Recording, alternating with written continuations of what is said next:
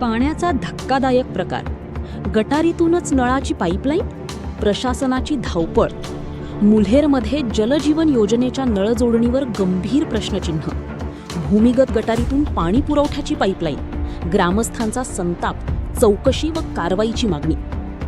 नमस्कार, आपण पाहत आहात 24x7 न्यूज रिपोर्ट.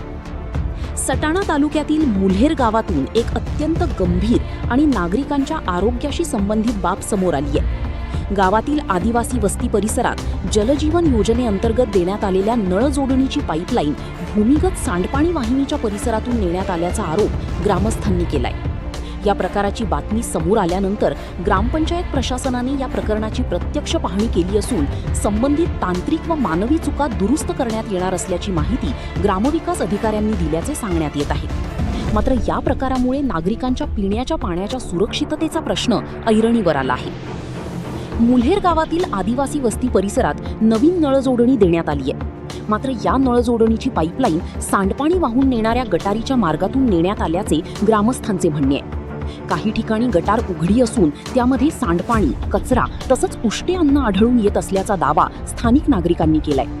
त्यामुळे पिण्याच्या पाण्याची वाहिनी दूषित घटकांच्या संपर्कात आल्यास पाणी दूषित होण्याची शक्यता निर्माण होऊ शकते, अशी भीती ग्रामस्थ व्यक्त करत आहेत. कावीळ, अतिसार, गॅस्ट्रो यांसारख्या जलजन्य आजारांचा धोका निर्माण झाल्यास त्याची जबाबदारी कोणाची, असा सवाल नागरिकांकडून उपस्थित करण्यात येत आहे. या गंभीर प्रकाराची माहिती समोर आल्यानंतर प्रशासनाने प्रत्यक्ष पाहणी केली. सरपंच, उपसरपंच, ग्रामस्थ आणि ग्रामपंचायत प्रशासनाच्या उपस्थितीत संबंधित ठिकाणाची पाहणी करण्यात आल्याचे सांगण्यात येत आहे. दरम्यान पाईपलाईन टाकताना झालेल्या तांत्रिक अथवा मानवी चुका दुरुस्त करण्याबाबत कार्यवाही करण्यात येणार असल्याची माहिती ग्रामविकास अधिकाऱ्यांनी दिल्याचे सांगण्यात येत आहे.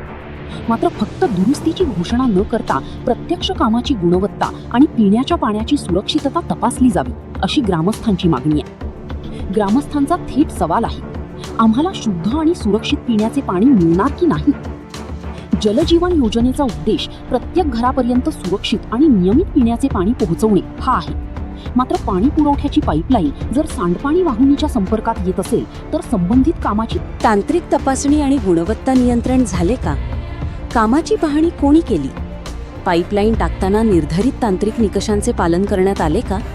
आणि सर्वात महत्त्वाचे म्हणजे नागरिकांच्या आरोग्याची जबाबदारी कोण घेणार?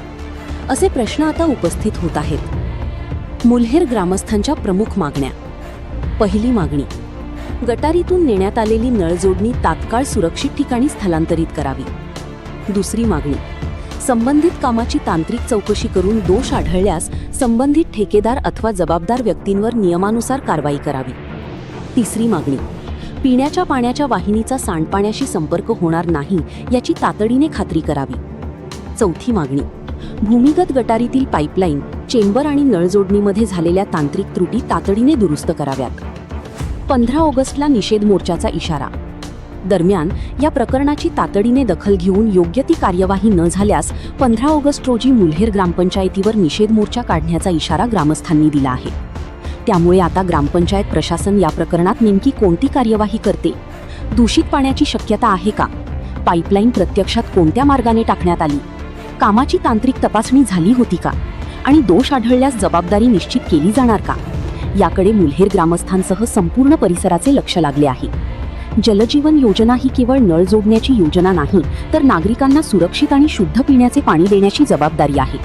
त्यामुळे या प्रकरणात केवळ आरोप प्रत्यारोप न होता तांत्रिक तपासणी, पाणी गुणवत्ता तपासणी आणि दोषींची जबाबदारी निश्चित करणे हीच आता प्रशासनासमोरील प्रमुख जबाबदारी आहे. मुल्हेर ग्रामस्थांच्या या गंभीर प्रश्नावर प्रशासनाकडून पुढील काळात कोणती कार्यवाही केली जाते याचा पाठपुरावा 24x7 न्यूज रिपोर्टकडून केला जाणार आहे. उमेश मोरे, मुख्य संपादक, 24x7 news report, Satana, Nashik. अशाच स्थानिक आणि जनहिताच्या बातम्यांसाठी आमचे चॅनल सबस्क्राईब करा, व्हिडिओ लाईक करा आणि ही बातमी संबंधित नागरिकांपर्यंत शेअर करा. 24x7 न्यूज रिपोर्ट, सत्य, वेग, विश्वास.